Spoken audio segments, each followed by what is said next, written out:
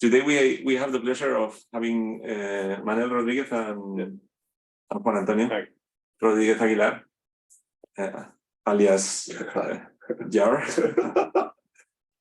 que vienen del Instituto de Inteligencia Artificial en Barcelona. Y bueno, pues van a hablar del último bloque del curso. Entonces es un honor que casi lo concluyáis. Tenemos una última sesión el próximo día y será sobre reinforcement learning. Vale, gracias. Vale. Bueno, hola a todos, yo soy Manel. Entonces, entre Juan Antonio y yo vamos a explicar un poco una pequeña introducción a aprendizaje por refuerzo, ¿no? Reinforcement learning. Y bueno, la idea de esta presentación es un poco que entendáis los conceptos clave de aprendizaje por refuerzo. Entonces, hablaremos un poco de cómo se formaliza como procesos de decisión de Markov y explicaremos un poco los algoritmos más clásicos, que son programación dinámica, Q-learning, y luego en la segunda parte pasaremos a ver temas más avanzados de aprendizaje por refuerzo profundo que explicará Juan Antonio. Y bueno, y si tuviésemos tiempo, porque vamos a explicar muchas cosas, también introduciremos un poco de aprendizaje por refuerzo multiagente.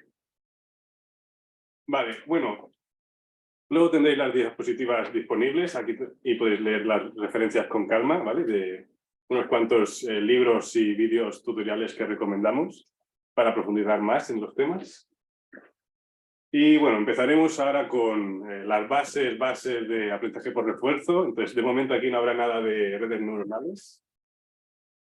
Y bueno, un poco para ponernos en situación, vamos a recordar primero los tres paradigmas que había en el aprendizaje automático. Entonces, si recordáis, teníamos tres, que son el no supervisado, el supervisado y el aprendizaje por refuerzo. Entonces, cada uno de ellos se focaliza en resolver un tipo de problemas diferente.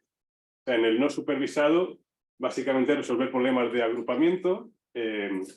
En el supervisado resolvemos problemas de clasificación o regresión. Y eso, ¿qué nos deja para el aprendizaje por refuerzo? Pues aquí se trata de resolver problemas de control.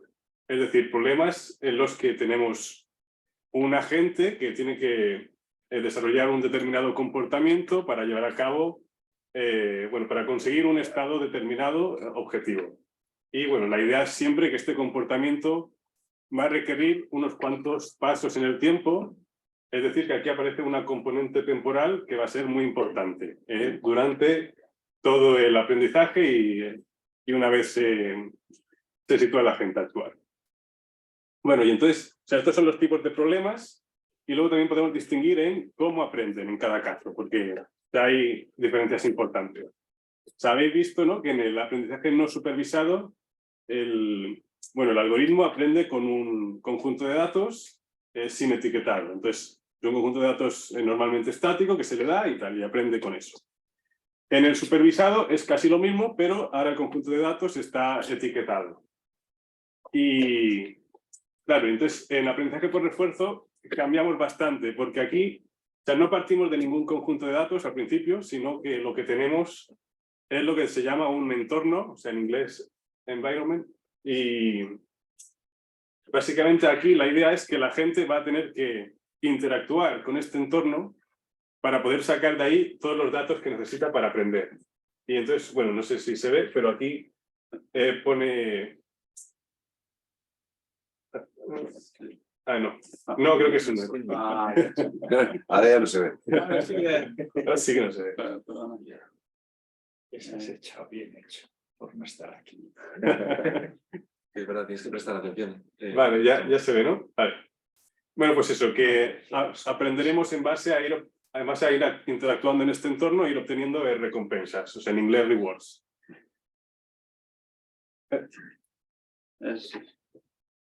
Vale. Bueno, ahora no va. Vale. Ahora sí, vale. Bueno, pues entonces las tres características principales, ¿no? Hemos visto. El objetivo es encontrar un comportamiento, que nosotros lo llamamos aquí política, es el término estándar, y el modo de aprender esta política, este comportamiento, es mediante interactuar con un entorno. Y como podéis ver, estamos hablando aquí siempre de problemas de decisión secuenciales, reitero, hay hay una importancia aquí del factor temporal siempre. Vamos a ver ahora unos cuantos ejemplos de problemas para entender un poco qué quiere decir cada una de estas cosas. Entonces, por ejemplo, un ejemplo muy básico es un laberinto, ¿no? Entonces aquí el entorno es el laberinto y el comportamiento que queremos que aprenda es a salir del laberinto. Así que, ¿cómo la gente puede aprender aquí? Pues básicamente, muy sencillo, le damos una recompensa si consigue llegar a la meta, que en este caso es donde está el quesito, que representa un poco como que ha salido del laberinto. Y bueno, entonces la gente tendría que ir interactuando con el entorno, ir aprendiendo al final que llegar a la meta es lo mejor. Y encontrar un comportamiento para llegar a la meta. Entonces, bueno, ideas similares. Este es un problema también muy estándar, que es de carpool, o sea, en español de equilibrar un mástil.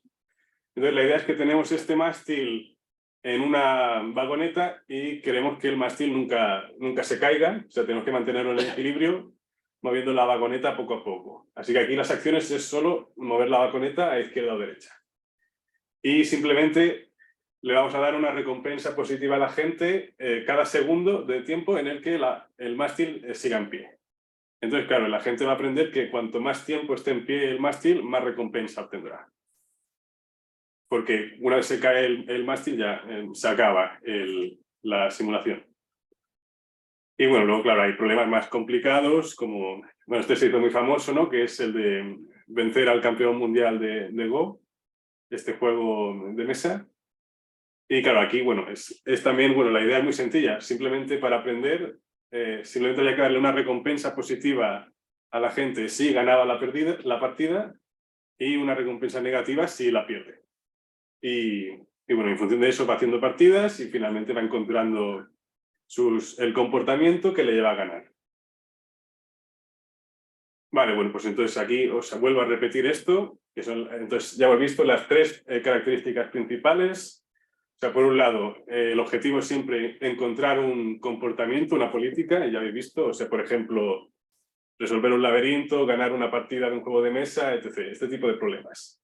Que como veis siempre son problemas que tienen una cierta duración, o sea, no es algo que se haga en un segundo. Y bueno, y la forma de aprender va a ser mediante estas recompensas que le vamos dando a la gente. Y bueno, y otras veces son problemas secuenciales. Y bueno, entonces, este es el tipo de problemas. Y entonces, ¿qué nos aporta el aprendizaje por refuerzo? Sí. No siempre es, entre comillas, tan ciego el aprendizaje, que puedes Claro. tener un poco de información, etcétera. Sí, luego detallamos eso. Sí. Vale, bueno, pues este tipo de problemas, bueno, y en cualquier momento preguntadme lo que queráis. ¿Qué nos aporta el aprendizaje por refuerzo para resolverlos? Bueno, pues ahora vamos a ir viendo que el aprendizaje por refuerzo tiene una serie de características muy positivas para este tipo de problemas, porque nos da herramientas de control óptimo para problemas de decisión que son secuenciales y estocásticos, o sea que haya un cierto grado de aleatoriedad en el entorno, e incluso también nos da control óptimo en problemas secuenciales, estocásticos y con probabilidades desconocidas. O sea que ni siquiera sabemos muy bien el modelo de probabilidades. Pero claro, luego si lo sabemos, pues lo podemos aprovechar eso también.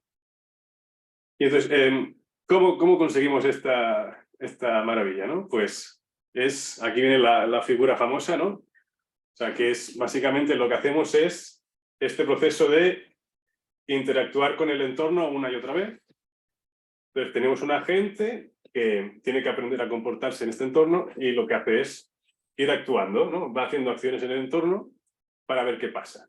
Entonces cada vez que hace una acción, observa cómo ha modificado el estado del entorno y también observa la recompensa que ha recibido por hacer esa acción determinada en ese estado determinado. Y bueno, entonces va repitiendo este bucle hasta que dice, bueno, ya tengo suficiente, ya sé cómo comportarme. Y bueno, ahora vamos a ver un poco un ejemplo muy sencillito para entender un poco qué significa cada una de estas cosas aquí, qué es una acción, qué es un estado, qué es una recompensa. Y bueno, vamos a imaginarnos un entorno muy sencillito donde imaginamos que el agente es como un perro que es muy pequeñito y está aprendiendo y el entorno podemos entender como todo lo que no es el perro, y en este caso también incluye a su dueña, que le está enseñando a jugar con el palo. Y entonces, en este entorno hay dos posibles estados, que son la dueña tiene el palo o la dueña no lo tiene, porque lo ha lanzado. Y el agente, el perro, tiene dos opciones, que son, bueno, dos posibles acciones, que son esperar o ir a coger el palo. Y bueno, entonces la gracia en el aprendizaje por refuerzo, en estos entornos, es que el agente, cuando interactúa con el entorno, cuando aplica una acción, está modificando el entorno a la vez. Y eso formalmente decimos que es que la gente está modificando el estado del entorno. Así, por ejemplo, si tenemos el estado actual, la dueña no tiene el palo y el agente hace la acción de ir a cogerlo, pues resultado que ahora sí que tiene el palo. Este es un ejemplo muy sencillito, pero bueno. Y luego, no solo está modificando el entorno con sus acciones, sino que a su vez está recibiendo una recompensa cada vez que actúa. O sea, imaginémonos como que es la dueña que le da una galleta si lo hace bien o le regaña si lo hace mal.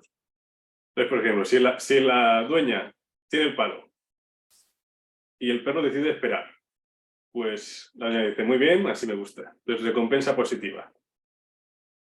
Y en cambio, si la dueña no tiene el palo y el perro decide ir a por el palo, pues estupendo, también recompensa positiva.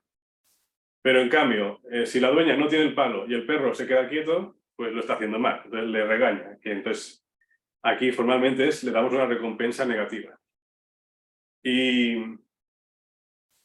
entonces, claro, o sea, el Reinforcement Learning es básicamente como este perro que está aprendiendo a comportarse, porque al principio el agente no tiene ni idea de que le va a dar una recompensa positiva ni qué va a pasar con sus acciones. Tiene que aprender, bueno, cuando no tenemos ningún modelo de transiciones, tiene que aprender mediante ensayo y error, aplicando este bucle de actuar con el entorno que hemos visto antes, pero ahora un poco más formalizado. Entonces, es otra vez lo mismo, ¿no? El agente actúa, aplica una acción y recibe una recompensa y observa cómo ha cambiado el estado. Entonces, este modelo de aprendizaje por refuerzo, este modelo formal, se recibe el nombre de proceso de decisión de Markov. Y bueno, ahora vamos a ver un poco la formalización matemática de los procesos de decisión de Markov, MDPs, para simplificar. Y bueno, básicamente es una tupla de 4 elementos en la que los dos primeros son conjuntos. Entonces, S es el conjunto de estados y A es el conjunto de acciones. Y luego tenemos otros 2 elementos que son funciones, que son la función de transición y la función de recompensa. Entonces, estas 2 funciones nos dan el modelo del entorno, básicamente. Y, o sea, y a veces puede ser que las tengamos disponibles y a veces puede ser que no. Son estocásticas las funciones. Sí, ahora lo veremos. Entonces, mira, justamente. O sea, podemos pensar una función de transición determinista muy simplificada, ¿no? Que te dice, si estoy en este estado S y aplico una acción A, voy a parar a este estado. Pero claro, también podemos, o sea, de forma más genérica, la función de transición es estocástica y entonces te dice que si estás en este estado y aplicas una acción, vas a ir a parar a este estado S' con una probabilidad tal, entre 0 y 1. Así que básicamente solo tenemos una distribución de probabilidad. Y lo mismo pasa un poco con la función de recompensa, de que para un estado S determinado, si aplicas una acción A y resulta que esa acción te lleva a parar al estado S', pues recibirás una recompensa determinada, que es un valor numérico que puede ser cualquier número real. Y vale, bueno, pues ahora vamos a ver un ejemplo más formalizado de lo que es un MDP. Entonces aquí tenemos otra vez el ejemplo del laberinto. Entonces, para que veamos qué es cada cosa, ¿no? Pues aquí, o sea, el conjunto de... Bueno, empezamos por el conjunto de estados. Aquí puede ser sencillamente lo único que necesitemos, que es saber la posición actual de la gente, que sería cada una de estas posibles casillas. Luego, las acciones que puede hacer son pues ir en las 4 puntos cardinales, norte, sur, este, oeste. Y bueno, en este modelo las transiciones son deterministas, no hay ninguna aleatoriedad aquí, si quieres ir hacia el norte, irás hacia el norte. Y finalmente, un modo de dar una recompensa aquí, aunque podríamos hacer, como por ejemplo, darle +1 por llegar a la meta, eso, bueno, normalmente eso no nos interesa hacerlo tan sencillo porque podría pasar que la gente entonces no tuviese nunca prisa por llegar a la meta. Porque como va a decir +1, da igual en qué momento llegue. Entonces, otra opción es, en vez de darle +1 por llegar a la meta, le damos -1 por no estar en la meta. Entonces, en cada paso o tiempo que esté en un estado que no es la meta, va a recibir una penalización de -1. Esas son sus recompensas. Y bueno, este ejemplo vamos a ir viéndolo poco a poco para entender todos los conceptos que van a ir apareciendo. Vale, bueno, entonces, o sea, ya dije antes, los comportamientos aquí en aprendizaje por refuerzo se llaman políticas. Y formalmente una política, bueno, cuando son deterministas, que es lo típico, son simplemente un mapa de estados-acciones. Es decir, si estoy en este estado, ¿qué acción tengo que hacer? Pues la política te lo dice. Y, bueno, pues, por ejemplo, en este ejemplo, ¿cuál es un ejemplo de política en este MDP? Pues, en este caso he escogido la política que llega antes a la meta. Y entonces, bueno, como veis, en cada estado está puesto la flechita indicando en qué dirección tengo que ir. Entonces, al principio voy hacia la derecha, luego subo hacia arriba, y luego derecha, derecha, derecha, etc. Y bueno, o sea, esto es simplemente un ejemplo de política. O sea, pero claro, o sea, política podría ser cualquier cosa. También podría ser que al inicio voy hacia la izquierda y me quedo ahí parado. O sea, cualquier cosa es válida como política. Vale, y entonces, ahora que ya entendemos lo que es una política, ¿qué significa llegar a la meta en aprendizaje por refuerzo, ¿no? ¿Qué entendemos por conseguir resolver un MDP? Pues, bueno, básicamente, o sea, tenemos aquí las recompensas, ¿no? Las recompensas nos dan la clave. El objetivo de la gente va a ser siempre maximizar el número de recompensas que obtiene. Así, por ejemplo, si en cada paso va recibiendo una recompensa, ¿no? En cada paso de tiempo, pues el objetivo es maximizar esta suma de RT +1, R bla, bla, bla. O sea, el único... esta fórmula es muy sencilla, pero el problema viene cuando tienes un problema, un MDP, en el que tu objetivo va a ser a muy largo plazo o que posiblemente nunca se termina. Entonces, claro, esta suma se te iría a infinito. Así que lo que hacemos en esos casos, para generalizar, es considerar una suma descontada. Entonces, a cada paso en el futuro vamos a considerar que esa recompensa nos importa un poco menos a largo plazo, que lo que más nos interesa es la recompensa más inmediata. Así que cada R en el futuro la vamos a ir multiplicando por un factor de descuento, que es esta lambda, que bueno, es un valor entre 0 y 1. Entonces, claro, de esta forma nos aseguramos que esta serie siempre converge. Y bueno, entonces, claro, ahora ya tenemos un criterio para decidir qué política es la que queremos encontrar, ¿no? Es la que maximice esta suma. Y entonces, vale, pero ahora, ¿cómo distinguimos entre una política que maximiza esa suma y es una política que no? Pues, entonces en RL se inventó esta función, que es la función de valor, la famosa V, que básicamente nos permite hacer un orden parcial entre políticas, porque para cada política nos dice cuál es la acumulación de recompensas esperado que va a obtener. Y no solo nos dice la acumulación esperada, sino que nos dice para cada estado cuánta acumulación nos espera. Es decir, si estás en el estado inicial te esperan más recompensas que si estás ya en el último. O sea, vamos a ver ahora un ejemplo y lo entenderemos muy sencillo. O sea, volviendo aquí al laberinto. Entonces, aquí en cada casilla he colocado la función de valor para cada estado. Entonces, aquí, bueno, asumiendo que es la misma política de antes de intentar llegar cuanto antes a la meta. Entonces, por ejemplo, cuando estás a una casilla de distancia de la meta, el valor esperado de la política aquí es -1, porque en un paso voy a llegar a la meta. Pero en cambio aquí si das un paso atrás es -2, porque voy a tener que dar en 2 pasos para llegar a la meta. Y así sucesivamente hasta que llegas que el valor esperado de la política en el estado inicial es menos 16. Bueno, aquí esto es sencillo.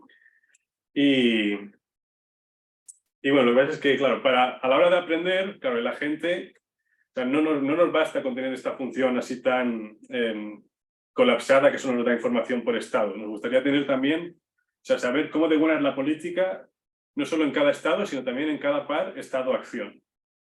Y entonces, justo por eso se creó la función Q, que es la función de valor estado-acción, que bueno, seguramente la Q os sonará de Q-Learning y todo eso, o sea, de aquí viene la Q, que bueno, es básicamente la misma idea que la V, es la esperanza de acumulación de recompensas de una determinada política, pero aquí distinguiendo en si estoy en un determinado estado S, y en este determinado estado S hago una acción A. Y bueno, entonces, si os fijáis, bueno, la relación entre... Sí. Sí, en esta definición y la anterior, Sí. estas Vs y Qs dependen de T o... Bueno, bueno, es que se me ha olvidado la propiedad markoviana aquí en todo el rato, y entonces solo dependes bueno, del T actual. Sí, es a la Sí. Sí. Es de... Sí, o sea, básicamente da igual que sea T0 o T100, si estás ahora mismo en este estado S' o lo que sea, pues va a ser siempre la misma Q o la misma V. Okay. Bueno, es porque estamos asumiendo que se cumple la propiedad markoviana. De modo que puedes volver al caso anterior, por ejemplo, al Sí. Ahí, ¿qué sería T, por ejemplo? Bueno, pues a ver, o sea, por ejemplo, aquí siempre empiezas en T0, ¿no? Sí. En la meta, entonces... Que es el menos 16 ahí. Sí. Entonces, al dar un paso estarías en T1. Y etc. Entonces, al llegar a la meta estarías en T16. Y el valor, entonces, da igual que estés en T0 que en T16. Sí. Sí, si estás en el mismo estado y Sí. adoptas la misma acción. Sí, exacto.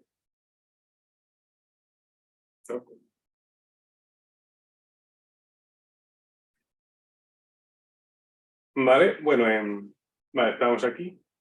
Entonces, bueno, simplemente muy rápido, la relación entre la Q y la V es que la V es la esperanza de la Q por acción. Y bueno, entonces vamos a ver ahora un ejemplo de la Q aplicado otra vez al ejemplo del laberinto, ¿no? Entonces, por ejemplo, si estamos en este estado de aquí, marcado en azul, que tiene valor menos 17, podemos un poco calcular la Q para este estado. Entonces, o sea, tenemos 4 posibles valores, que son, bueno, la acción óptima aquí es ir a la izquierda, entonces el Q de S de ir a la izquierda va a ser menos 17, que era justo el valor que ya teníamos. Pero claro, por ejemplo, la Q de ir hacia arriba, pues, o sea, vamos a estar perdiendo un paso de tiempo. Así que se nos suma un -1, porque claro, vamos a chocar contra la pared de arriba y nos vamos a quedar igual. Así que el valor es menos 18. Y en cambio, bueno, igualmente, si vamos hacia la derecha, pasa lo mismo. Te chocas contra la pared y entonces, claro, estás sumando -1. Y lo peor que te puede pasar aquí es decidir ir hacia abajo, hacia el sur, porque claro, entonces estás perdiendo un paso de tiempo por ir hacia abajo y luego tendrás que recuperarlo volviendo a ir hacia arriba. Así que vas a tener un -19 aquí. Vale, entonces esta Q, bueno, la podemos sacar para cualquier estado de la misma manera. Pero bueno, recordad, o sea, la Q depende de la política que has escogido. O sea, estos valores, si escoges una política aleatoria, pues te saldría algo muy distinto. Y entonces, claro, estas dos funciones, la V y la Q, nos indican cómo de buena es la política. Así que, básicamente, lo que queremos es encontrar la política que las maximice. Y entonces, esa política será la que busquemos, la óptima. Y bueno, simplemente decir que la política que maximiza la V es la misma que maximiza la Q. Así que da igual cuál busques, las dos te sirven.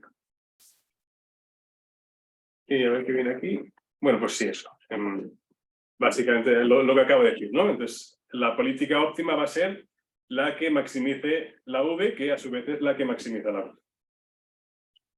Y bueno, entonces, en aprendizaje por refuerzo, sobre todo en el tabular, la idea es siempre encontrar este máximo de Q o máximo de V para poder encontrar la política óptima. Así que entonces, siempre todos los algoritmos tabulares se basan en maximizar la Q.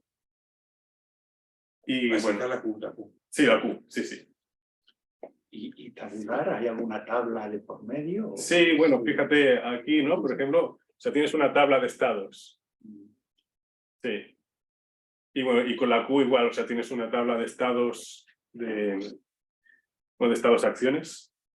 O sea, es para diferenciarlo del profundo, donde usamos redes neuronales. Vale, bueno, ahora empieza la parte un poco más matemática, pero es cortita y valdrá la pena.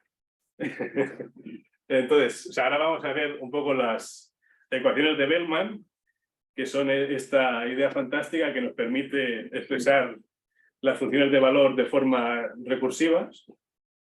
Y bueno, entonces vamos a ir viéndolo poco a poco, veréis que es una idea muy sencilla. Se está considerando horizonte infinito, ¿no? Sí, aquí sí, que es el caso genérico. Sí.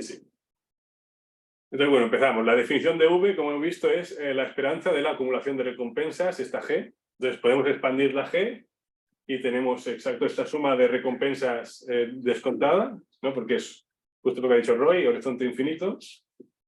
Y bueno, claro, fijaos, o sea, esta suma de recompensas, o sea, en particular, podemos coger este cacho de aquí, abrimos paréntesis y decimos, claro, es que esto es justamente la acumulación de recompensas que obtendré en el estado futuro, bueno, en el tiempo t+1. Así que entonces toda esta suma de aquí la puedo expresar justo como gt+1. Que claro, o sea, estamos haciendo la esperanza, así que gt+1 es v de st+1.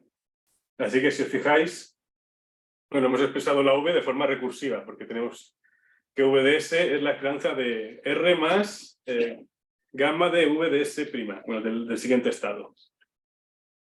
Y bueno, entonces, o sea, podemos hacer lo mismo con la Q, que es, bueno, o sea, ya hemos sacado de antes de la fórmula recursiva, bueno, de la ecuación de Bellman. O sea, esto se llama la ecuación de Bellman.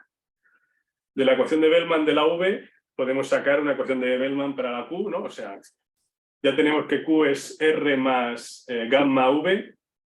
Y bueno, claro, o sea, como la V es la esperanza de la Q, pues podemos expresar la Q como la esperanza de R más gamma esperanza de Q. Entonces, bueno, aunque normalmente también se usa simplemente esta primera fórmula y ya está, porque también nos sirve. Y bueno, todo esto, ¿a dónde nos lleva? Pues, La esperanza solo aplica a la RT+1, ¿no? um, Porque si ya has pasado de GT+1 a la V es porque... sí, exacto, sí. Claro, por eso podemos hacer este cambio. Vale, bueno, pues todo esto nos lleva a que podemos aplicar la ecuación de Bellman al caso concreto en el que tenemos la Q óptima o la V óptima, ¿no? Las funciones de valor óptimas. Porque fijaos, o sea, la V es la esperanza sobre la Q, pero claro, en el caso concreto de que es la V óptima, eso significa que para cada estado estoy haciendo la mejor acción. Así que entonces la esperanza va a ser siempre de, en realidad, todo va a la mejor acción. Así que simplemente que V estrella se convierte en max de Q estrella. Así que si ahora volvemos a la ecuación anterior de Bellman que teníamos sobre la Q, podemos decir, bueno, entonces esta esperanza de Q sobre las acciones, pues la puedo cambiar por un max. Y bueno, entonces, y simplemente si expando la esperanza, puedo poner aquí, puedo multiplicar aquí simplemente por las probabilidades. Y bueno, y de esta manera, ¿qué obtenemos? Pues obtenemos una fórmula recursiva para obtener la Q óptima. Que esto es fantástico, porque si conocemos la función de recompensa R y la función de transición, las P's, entonces ya podemos resolver el problema con programación dinámica y encontrar la solución óptima de una forma totalmente precisa. Sí, RT+1 era la recompensa en tiempo T+1. sí. ¿Y R sin subíndices? Bueno, porque me refiero a que es una función, una distribución de probabilidad. Sí. Ya, bueno, sí, aquí cambia un poco la notación, pero bueno, ya iréis viendo. Es siempre la misma idea aquí. Entonces, bueno, ¿ahora qué va a pasar? Vamos a empezar a ver algoritmos de aprendizaje por refuerzo y vamos a empezar por el caso más optimista, que es decir, ¿qué pasa si tengo el modelo? ¿Qué pasa si tengo estas transiciones, si las conozco y si también conozco la función de recompensa? Pues podemos usar programación dinámica, que es, aquí el algoritmo típico es iteración de valores, o sea, value iteration. ¿Y cómo funciona? Pues básicamente lo que acabo de decir, vamos a aplicar la función de optimalidad de Bellman de forma iterativa para ir encontrando la Q óptima. Así que básicamente lo único que tenemos que hacer es ir actualizando. Empezamos con una Q y una V, que son dos tablas de valores, de ahí por eso se llama tabular. Y dos tablas de valores de Q y V que inicializamos como queramos, o sea, lo típico es inicializarlo todo a 0 para cualquier estado y cualquier acción. Y bueno, y empezamos a aplicar esta fórmula para cada posible estado y para cada posible acción.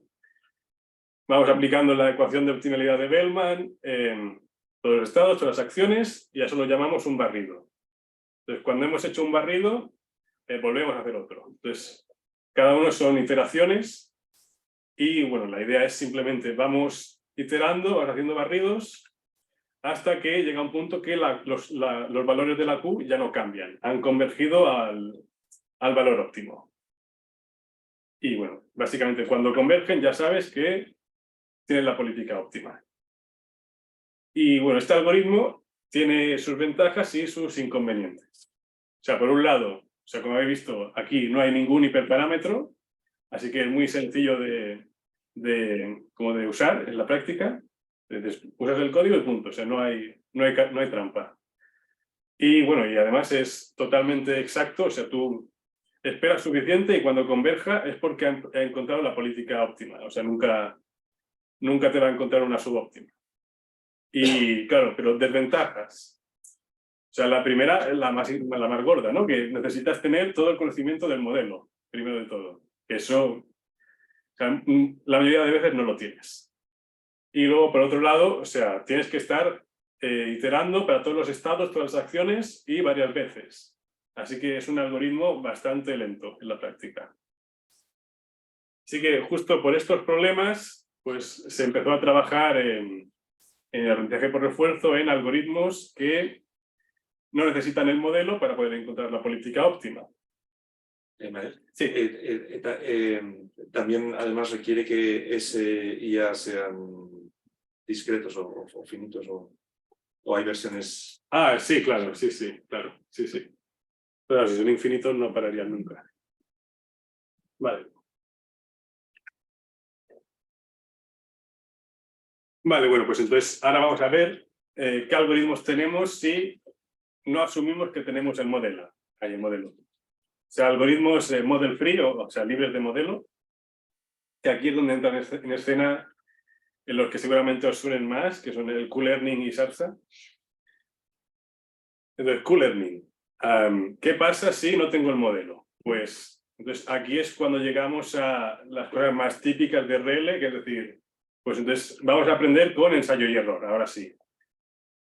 Así que aquí es en Q-Learning donde entra en escena este paradigma de decir, el agente va a aprender actuando en el entorno, aplicando acciones y observando qué pasa, ¿no? Viendo qué estado, cómo se ha modificado el entorno al próximo estado y qué recompensa recibe. Y eso una y otra vez hasta que dice, vale, ya he tenido suficiente, ya he encontrado la política óptima. Entonces, bueno, o sea, en particular, lo que está haciendo a medida que va haciendo este bucle es ir actualizando las tablas Q pero en este caso la fórmula de actualización es la que veis aquí arriba. Entonces, o sea, vais a ver que es muy parecida a la que había antes con Dynamic Programming, o sea, con iteración de valores. O sea, aquí empezamos. Que la Q de un estado y una acción. O sea, primero de todo, le sumamos ya el valor previo que ya teníamos.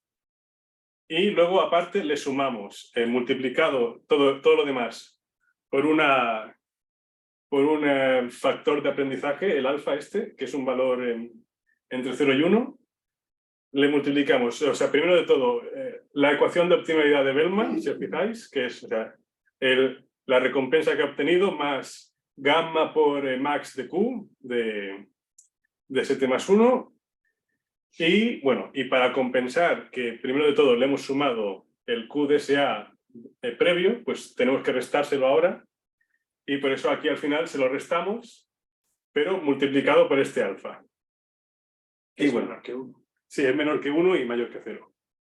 Y bueno, y la idea, este alfa no tiene que ser constante necesariamente. O sea, en realidad, para que Q-Learning converja, necesitas que alfa tienda a 0 en el infinito. Y, o sea, de este forma, al final, claro, esta parte de la derecha se anularía y te quedaría que es un valor constante. Y bueno, en la práctica, aunque incluso con un alfa constante, funciona. Así que... bueno, claro, y entonces aquí se suma un nuevo problema. No solo tienes que decidir este alfa, cómo la colocas, sino que, claro, muy bien, o sea, hay que ir interactuando con el entorno, ¿no? ¿Eso cómo se hace? Pues, o sea, el agente que aprende necesita tener una política para explorar, o sea, lo que llamamos explorar, que es, o sea, en esta parte que está actualizando las Qs, ¿cómo elige qué acción hacer? Bueno, aquí, o sea, teóricamente tenemos bastante libertad, o sea, cualquier política que te asegure que va a visitar todos los estados y todas las acciones en el infinito infinitas veces, pues teóricamente eso ya nos valdría, ya nos garantiza que encontrarás la política óptima. Entonces, por ejemplo, una política totalmente aleatoria funcionaría. Pero bueno, en la práctica lo más estándar es usar una política epsilon voraz, o sea, epsilon greedy, que, o sea, la mayoría del tiempo actúa intentando hacer la acción que cree que va a maximizar la Q, la acción que cree que le va a dar más acumulamiento de recompensas, pero luego hay un epsilon de porcentaje de que actúe de forma totalmente aleatoria. Y bueno, de esta forma, con este epsilon, conseguimos que se garantice que todos los estados se visitarán y todas las acciones. Y bueno, entonces, si os fijáis, entonces estamos explorando con una política epsilon voraz, bueno, la mayoría de veces, o totalmente aleatoria, pero, o sea, por ejemplo, una 100% voraz no sería válida porque no te asegura que se visiten todos los estados, pero en cambio, a la hora de actualizar la Q, en esta fórmula, fijaos, aquí estamos haciendo gamma por max de Q, es decir, que a la hora de actualizar la Q estamos usando una política 100% voraz, o sea, una política totalmente greedy. Y claro, esta diferencia entre la política que usas para explorar y la política que usas para actualizar la tabla, pues aquí decimos que es porque es un algoritmo off policy. Y bueno, simplemente es la categorización que tiene. O sea, tiene sus ventajas y sus desventajas hacerlo así. Pero, por ejemplo, la primera pregunta sería, entonces, ¿podríamos pensar en una versión de Q-Learning donde estas dos funciones sean la misma, la de explorar y la de entrenar? Bueno, pues sí que hay, que es, este algoritmo se llama SARSA, que es básicamente Q-Learning on policy. Entonces, si os fijáis aquí, bueno, recordad esta fórmula de aquí, de Q-Learning, pues ahora lo único que va a cambiar es que este max nos lo cargamos. Porque ahora, para actualizar, estamos usando exactamente la misma política que usamos para explorar. Y bueno, y simplemente por ese motivo decimos que SARSA es un algoritmo on policy. Y bueno, ¿qué ventajas tiene hacerlo de una manera o de otra? Bueno, pues Bueno, primero de todo vamos a ver ventajas de Model Free respecto a usar el modelo. Bueno, pues como habéis visto, se nos simplifica mucho todo porque no necesitamos conocer el modelo, podemos podemos aplicar el algoritmo de forma mucho más sencilla y además en la práctica converge mucho más rápido que Value Iteration porque, claro, no tienes que estar mirándote todos los estados, todas las acciones una y otra vez. Luego, claro, desventajas. Claro, ahora ya tenemos dos hiperparámetros, que son el alfa, el ratio de aprendizaje y la política que elijamos para explorar. Y claro, bueno, tienes que tener cuidado porque estos hiperparámetros, o sea, aunque teóricamente elijas unos que están garantizados que funcionarán, claro, en la práctica igual eso te hace que tardes muchísimo y que no vaya a ninguna parte. Y claro, entonces, ahora vamos a comparar el Q-Learning con Sarsa en concreto. Entonces, en Q-Learning, pues, claro, la política que uses para explorar, en realidad no te importa tanto porque como estás usando para actualizar la totalmente voraz, pues bueno, eso en teoría ya te garantiza que las cosas van a funcionar bien. Pero, claro, o sea, al usar una política que puede ser más o menos aleatoria para explorar, lo que te puede pasar es justo la ventaja de Sarsa, donde no te pasa, que es que, claro, te puede tardar bastante más en aprender. Pero claro, puede pasarte que la mayoría del tiempo estés perdiendo el tiempo probando acciones aleatorias que no van a ningún lado. Y bueno, entonces ahora viene un pequeño resumen de... Así en plan práctico, entonces, Sí. ¿qué recomendarías? ¿Quedarte con Q-Learning o...? Bueno, a ver, siempre lo mejor es empezar con Q-Learning y si no va, ya pruebas Sarsa. Pero bueno, lo que hemos visto aquí de los principales elementos es que en aprendizaje por refuerzo la distinguimos entre algoritmos model free y model based, según si tenemos el modelo disponible o no. Y luego también aparte podemos distinguir entre algoritmos on policy y off policy, según si la política que usamos para explorar es la misma que usamos para actualizar las tablas de la curva. Y bueno, entonces ahora para tener un poco más de visión general de la taxonomía de aprendizaje por refuerzo, bueno, no vamos a ver todo esto en la presentación, pero solo para que lo conozcáis. Bueno, podemos distinguir los algoritmos de RL en dos dimensiones. O sea, que bueno, ya la hemos visto, que es en función de si estamos usando el modelo o no. Entonces tenemos aquí los que usan el modelo y los que no. Y luego aparte también podemos distinguir entre algoritmos value-based, o sea, basados en el valor, en el que el objetivo es calcular la función de valor óptima, o sea, la Q o la V. Pero ¿qué pasa? Estamos calculando la función de valor óptima para sacar la política óptima. Entonces, hay otro paradigma que es el policy-based, que es decir, en vez de hacer dos pasos, hagamos solo uno. Intentemos sacar un algoritmo para encontrar la política óptima directamente. Y bueno, entonces de esta manera pues distinguimos. O sea, en esta presentación solo vamos a ver esta parte de aquí, de todo lo que hay. Y entonces, bueno, o sea, aquí ya hemos visto, o sea, en realidad todo es value-based en esta presentación. Y bueno, hemos visto Q-Learning, Sarsa y de Model-Based Value Iteration. Y ahora Juan Antonio os va a contar un algoritmo que además es value-based y policy-based, que es PPO. Y creo que... sí. ¿Puedes decir alguna palabra de Actor Critic?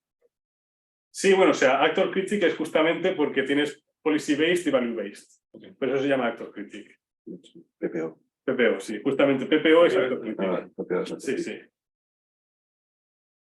Y, ¿qué más? Bueno, entonces, claro, no todo es tan bonito en RL, ¿no? O sea, también hay que contar lo malo. Y, o sea, para que ya os hagáis una idea. O sea, hay unos cuantos problemas de RL que algunos se intentan solucionar con el profundo, el aprendizaje por refuerzo profundo, y otros solo se complican más. Pero bueno, entonces, o sea, los principales críticas. O sea, el tuneo de hiperparámetros te afecta mucho a los resultados que obtengas. O sea, es algo muy artesanal a veces, de intentar colocar bien el alfa, la política exploratoria, y bueno, y luego en DeepRL que tienes 30 hiperparámetros, pues ya ni te digo. Luego, claro, la inicialización, aquí no hemos hablado mucho, pero bueno, es todo un mundo. O sea en el RL clásico, pues algo típico es decir, bueno, toda la Q la inicializo a 0. Pero bueno, hay 1000 maneras de hacerlo, porque igual, según cómo lo hagas, te irá mucho más rápido, mucho más lento. Bueno, aquí no hemos entrado en detalle en eso, pero solo si tienes curiosidad, puedes explorar por ahí. Y luego, el tema de las recompensas. O sea, teóricamente, si tú solamente tienes una recompensa en el estado final, eso ya tendría que funcionar de maravilla y encontrar la política óptima. En la práctica, si el problema es ya, no ni siquiera complejo, sino que ya no es un problema muy sencillo, pues esto, o sea, te va a costar mucho, porque el agente se va a perder entrenando porque va a ir viendo que las cosas que hace no llevan a ninguna parte y tampoco tiene ninguna forma de encontrar el camino que le lleve a la meta. Después, el Sparsity of Rewards, o sea, es un tema muy importante, que de aquí viene toda la necesidad de hacer el reward shaping y todo eso, que es añadir recompensas adicionales para ir guiando a la gente. Bueno, son mundos. Y bueno, o sea, lo que hemos estado viendo, ¿no? O sea, por un lado está guay decir, no tengo un dataset porque lo voy encontrando yo solo en base a ir actuando con el entorno, pero claro, o sea, ahí hay un factor de que depende de cómo vayas explorando, ¿no? O sea, según lo que hagas, te irá mejor o peor. Hay siempre un grado de aleatoriedad aquí. Y bueno, pues ahí es donde viene el problema de decir, tengo que estar explorando siempre lo mismo o a veces decido ser más incisivo e ir siempre a lo que me está dando mejores resultados. Bueno. Y bueno, entonces esta parte ya, aquí acaba mi parte y ahora Juan Antonio va a explicar. Yo quería preguntar. Claro, sí. Pero la culpa es de David. Hay teoremas de convergencia para estas cosas. Sí. Todas. Buena pregunta. La culpa es de David porque el otro día mencionó de pasada las célebres condiciones de Robbins-Monroe o algo por el estilo. Sí, pero estos son más bien teoremas tipo punto fijo y son de ese estilo. Sí. A ver, o sea, de memoria no me lo sé, pero, o sea, por ejemplo, Q-Learning, o sea, necesitas, bueno, primero, la política exploratoria que en el infinito te visite todos los estados y todas las acciones, infinitas veces, y luego que el learning rate, el alfa, pues tiene que decrecer a 0 en el... Bueno, perdón, o sea, siempre se mantiene, o sea, diverge la serie del alfa, pero alfa cuadrado converge a 0. Sí. Son las muy parecidas. Sí. No son parecidos. O sea, son las de Robbins-Monroe. Las condiciones esas dos son las mismas. Vale. Pero en un contexto diferente. Vale, bueno, ¿más preguntas? Vale, pues gracias, Manel. Bueno, luego vuelve si puedes. Sí. Bueno, pues lo que habíamos pensado con Manel, todo lo que ha explicado Manel está muy bien, pero digamos que es Reinforcement Learning clásico, y entonces realmente el gran cambio en el Reinforcement Learning viene con ¿qué? Con el gran cambio que ha habido en la IA, con el Deep Learning. En el momento que aparece el Deep Learning, pues entonces cambia completamente el Reinforcement Learning, aparece el Deep Reinforcement Learning, y lo que intentaremos hacer una pequeña introducción al Deep Reinforcement Learning porque como veréis, se complican las cosas muchísimo más. ¿De acuerdo? Entonces, un poquito de recordatorio de Deep Learning, muy breve, solamente para que sepamos cuáles son los conceptos claves, ¿no? Antes de meternos en Deep Reinforcement Learning, ¿no? Conceptos fundamentales. Recordad que teníamos una Deep Network, que decía, ¿qué es una Deep Network? Teníamos una red que normalmente tiene varias capas, normalmente en Deep Learning cuantas más capas mejor, y las capas son grandes, de muchos nodos, ¿de acuerdo? Y lo importante es, Manel hablaba antes de los hiperparámetros, en las Deep Networks hay hiperparámetros, hay muchos pesos. Si estamos conectando capas de 128 nodos, por ejemplo, pues imaginaros, y está fully connected, todos los pesos que aparecen por ahí, ¿verdad? Entonces, aquí, ¿sí? Bueno, un concepto importante, aquí tenéis un ejemplo de una deep network que tendría sus conexiones, como veis, entre los nodos, la entrada, como podéis ver por aquí, se introduce en la red. ¿Y qué hace la red? La red realiza una predicción. En este caso, le estamos enseñando a la red imágenes de números y la red clasifica, identifica a qué número correspondería. Eso sería lo que ya, cuando digamos predicción, nos referimos a eso. Input en la red nos da una salida, esa salida es la predicción. Pero esa predicción es aquí. ¿Esa predicción para qué se utiliza? Para aprender. Para aprender tenemos... ¿Sí? 784 son los píxeles o qué son. Sí. Sí. Gracias. Entonces, esa predicción la utilizamos para aprender. ¿Cómo? Siempre va a haber una función de error. Una función de error que lo que va a hacer es ver si la predicción que estamos haciendo con los pesos actuales es buena o no. Y entonces, dependiendo del error, se propagará para atrás. Esto supongo que lo habéis visto en una clase anterior, ¿no? ¿Qué significa aprender? Aprender significa cambiar los hiperparámetros, cita, ¿de acuerdo? De alguna manera, ¿sí? Entonces, Deep Network, con muchos hiperparámetros, predicción, aprendizaje cambiando los hiperparámetros y función de loss function. Son las claves, ¿no? Bueno, Deep Reinforcement Learning es un campo de Machine Learning, ya lo ha avanzado Manel, como lo es RL, que se utiliza también para aprender tareas de aprendizaje por refuerzo. Y entonces, ¿por qué aparece el Deep RL y por qué tiene tanto éxito? Algo que ya ha avanzado Manel. Entonces, todo lo que ha explicado Manel está muy bien y hasta hay garantías de convergencia, pero ocurre que en el momento que los problemas son grandes, tenemos el problema del curse of dimensionality, ¿no? Empieza a hacerse el espacio es muy, muy grande, tenemos muchas entradas para la tabla y entonces no tenemos espacio, porque tenemos un problema de exponencialidad en el número de las dimensiones del problema generalmente.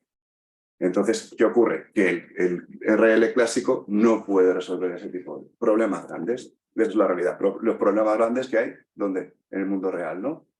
Entonces, ¿por qué el DRL tiene éxito? Pues lo que os comentaba, por lo mismo que ha tenido éxito el Deep Learning, ¿no? Nos permite atacar esos problemas con espacios muchísimo más grandes y poder entrenar redes pues, más grandes. ¿De acuerdo? Y hay otro aspecto que también es importante. En el momento que se han podido atacar esos problemas gracias al Deep Learning, ¿qué ocurre? Que se ha podido pensar en características novedosas para solucionar problemas que ya tenía el RL clásico, desde un punto de vista muy genérico, como veréis. ¿De acuerdo? Entonces, básicamente el breakthrough en Reinforcement Learning, en el área, viene de la aplicación de RL a problemas grandes, como los que veremos a continuación, ¿no? Entonces, todo empieza un poquito. No hace tanto, ¿eh? Hace una década, empieza cuando DeepMind, no sé si conocéis, creó el algoritmo DQN, que es el Deep Q Network, ¿de acuerdo? Veremos la versión Deep del algoritmo Q-Learning que Manel ha explicado, que conseguía jugar a 7 juegos de Atari con la misma red, algo que antes no ocurría, porque cada vez que querías aprender para un determinado environment había que entrenar de manera separada. En esta red se aprendía con DQN se aprendía a jugar a 7 juegos de Atari a nivel superhumano, que esto es una palabra mucho de Deep Learning, que es mejor que cualquier experto humano. Y aquí hay otra característica muy importante. Solo con los píxeles, los píxeles como entrada para la red. Entonces no se hacía feature engineering, no había que coger los datos de entrada, seleccionar cuáles eran las características a representar directamente. La imagen a la red.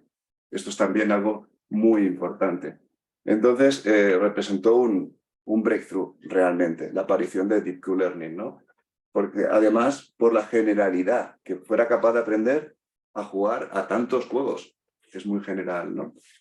Pero la función de pérdida dependería del juego, ¿no?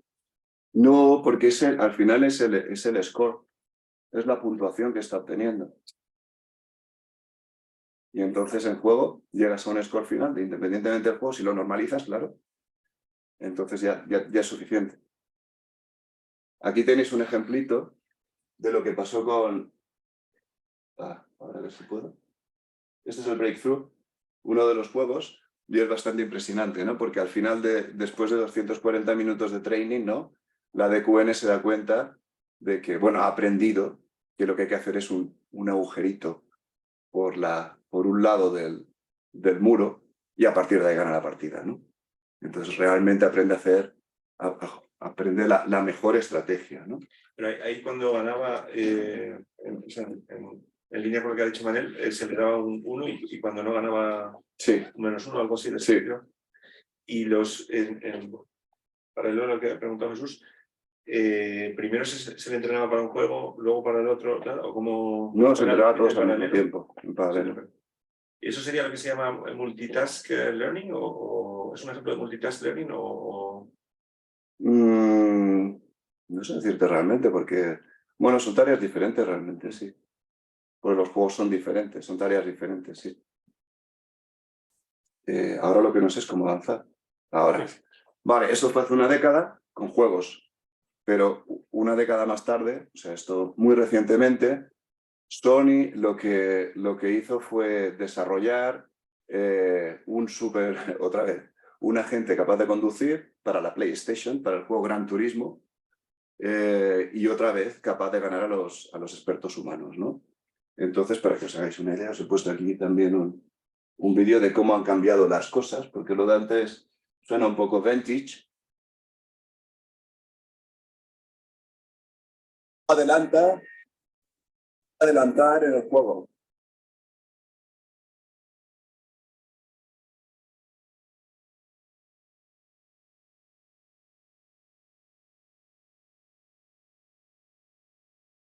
Entonces, a ver cómo puedo volver a la presentación. Ahí. ¿Aquí? Oh, no. Reanudar, sí, reanudar. ¿Reanudar? ¿Dónde es? ¿Dónde lo doy? Aquí. Sí, ¿no? Vale. Vale. Entonces, como habéis visto, no solo aprendí a adelantar, sino que aprendí a adelantar, a conducir pegado al muro para maximizar la trayectoria. Aprendí a etiqueta, a adelantar, pero no tapar al rival. La cuestión es que Sony organizó una competición con conductores y, bueno, pues evidentemente ganaba Sophie, ¿no? Lo cual es bastante espectacular, ¿no? Entonces, ahí estás diciendo, evitando la necesidad de incorporar reglas, pero se pueden incorporar también, ¿no? Para que aprenda más rápido, ¿no? se podían incorporar también, sí. Sí, sí. De acuerdo, entonces este ejemplo es para los que trabajen en robótica y es un ejemplo bastante espectacular. Robótica es un ejemplo muy importante y lo es de Deep Reinforcement Learning. Entonces OpenAI, que ahora está en boca de todo el mundo por el ChatGPT, OpenAI lo que hizo fue entrenar a manos de robots, aquí os pondré mientras yo hablo el vídeo, a 2 manos de robots, como podéis ver. Para resolver el cubo Rubik y para reorientar un cubo. En otro caso, resuelve el cubo Rubik con una mano.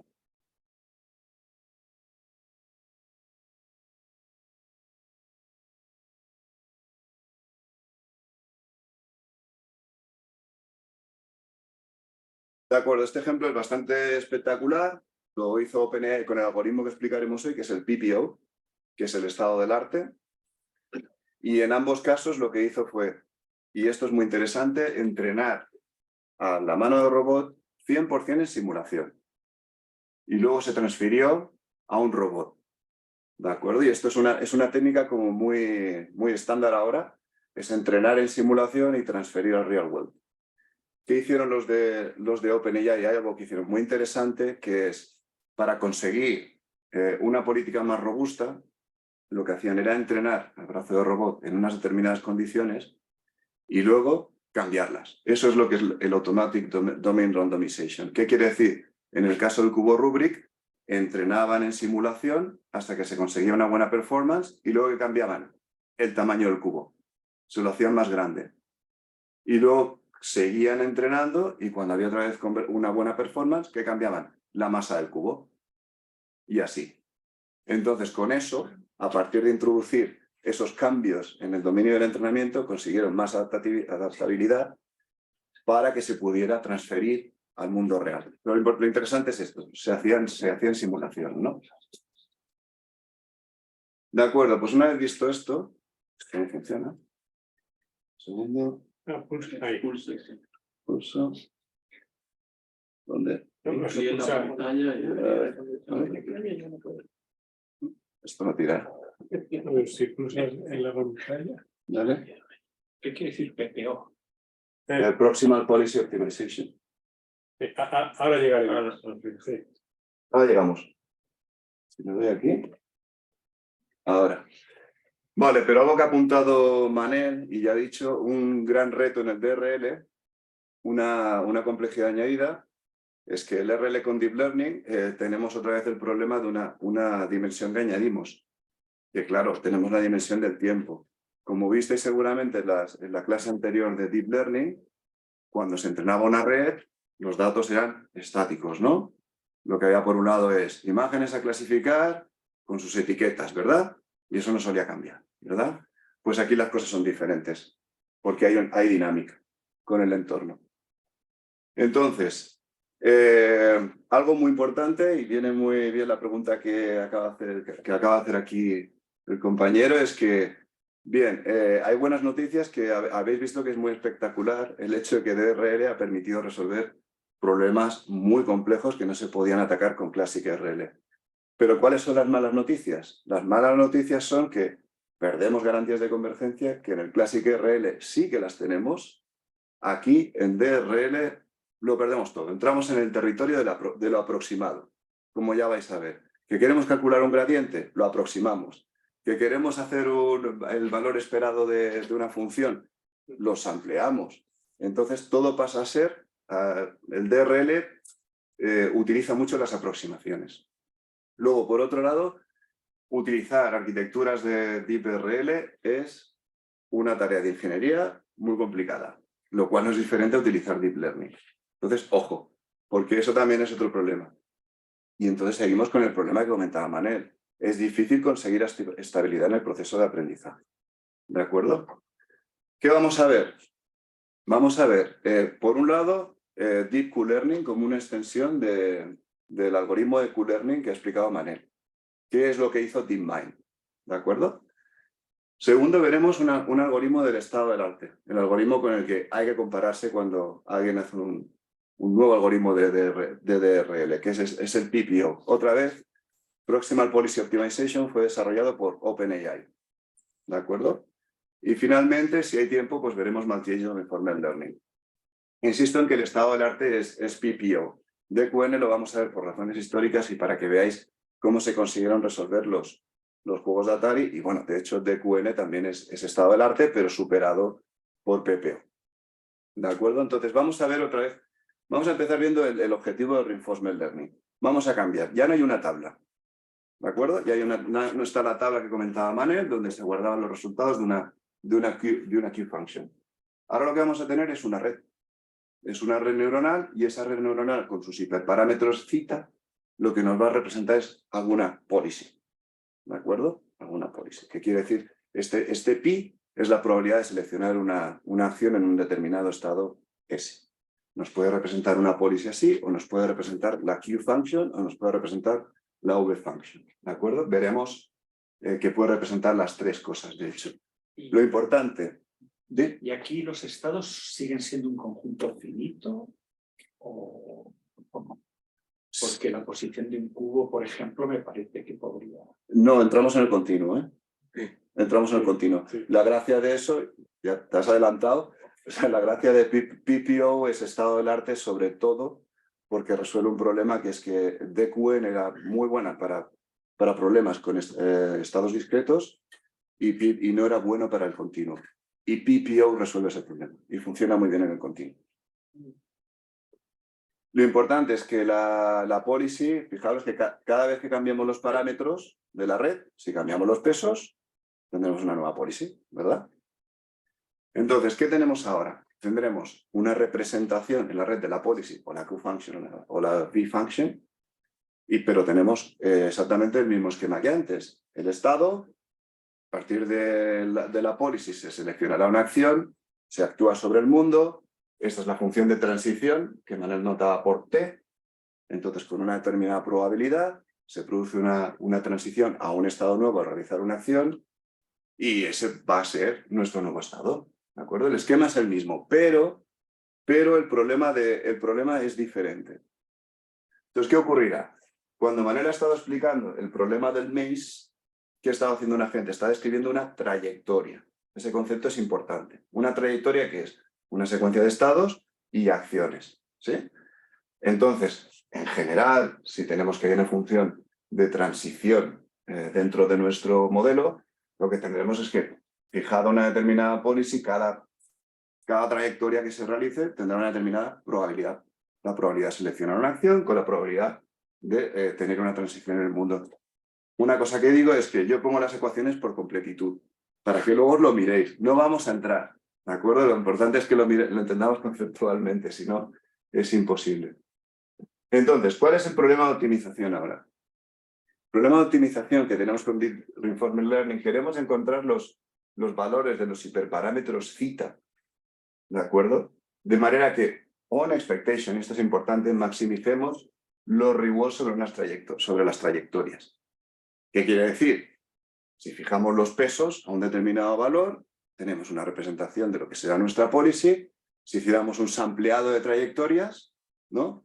Esas trayectorias evaluamos qué reward nos da cada trayectoria y entonces vemos, on expectation, cuál sería el valor esperado para esas trayectorias, ¿de acuerdo? Entonces, ¿cuál es el problema? Ir moviendo los valores de la red, aprendiendo los valores de la red, de manera que consigamos máximo reward. ¿Sí? Esto es un concepto bastante importante, porque ahora estamos buscando en otro espacio. Los algoritmos de DRL lo que miran están buscando pues, los parámetros, fijar los hiperparámetros de la red para que esto sea así. Por completitud puede ser los rewards, podemos formular el problema en términos de la value function también. De acuerdo, entonces vamos a ver el Deep Q-Learning. Inicialmente vamos a considerar que tenemos una red. La red puede ser una red que recibe estados y acciones y nos da el valor de la Q-Function con los hiperparámetros. Estos son los hiperparámetros de la red, ¿de acuerdo? Pero lo que hicieron realmente los de DeepMind es algo más eficiente, que es construir una red en la que se recibía un estado y la salida era un vector de los Q-values de las acciones. ¿De acuerdo? Esto es importante. Entonces diréis, bueno, pero tú me has dicho antes que la red representaba una policy. Bueno, en el caso de BQN es un value-based method. Entonces la policy no es que la esté representando en la red neuronal, pero bueno, como os podéis imaginar, en el momento que tenemos los valores, los Q-values, podemos utilizar o epsilon greedy o softmax, alguna policy para extraer, para seleccionar las acciones de los Q-values, ¿no? Por ejemplo, pues epsilon greedy nos seleccionaría con una probabilidad 1 menos epsilon, ¿no? La acción con más Q-value y con epsilon otra acción, ¿no? Entonces, sin fijaros mucho en vamos a ver una primera versión del algoritmo, paso a paso. Como os decía, escuchadme a mí, no entraremos mucho en la anotación. El primer paso sería coger un dataset. Aquí está cambiando la cosa, utilizando alguna policy. Dataset. Vamos a ver, ¿qué quiere decir? Manel no está utilizando datasets. El DQN se va a construir. Utilizando alguna policy. No es tan importante la policy que vamos a utilizar para recogerlo. Lo que queremos es explorar el entorno en un primer paso de DQN, ¿sí? Entonces, con alguna policy recogemos experiencias. ¿Eso qué nos da? Nos da un dataset de transitions. Tenemos los estados con sus transiciones y los rewards. Y eso lo guardamos en un dataset. ¿Sí? Esto es importante. Eso es algo que en el caso de Manel, en el caso de Classic RL, no se hacía. Aquí sí. Aquí vamos a guardar las transiciones. Con eso lo vas a usar para aprender la atracción. Exactamente. Y para algo más que ahora comento. Esto es importante. Entonces, una vez tenemos ese dataset de transitions, el otro paso principal, que es el que estoy mostrando aquí, fijaros, estamos utilizando las ecuaciones de Manel, ¿no?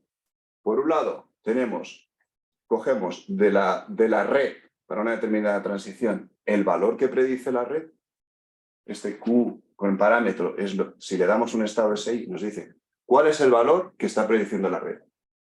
Y esto otro nos dice cuál es el valor que queremos aprender. Esta ecuación la identificáis, ¿verdad? El valor que queremos aprender. Fijaros, el reward más gamma, el máximo de la función Q.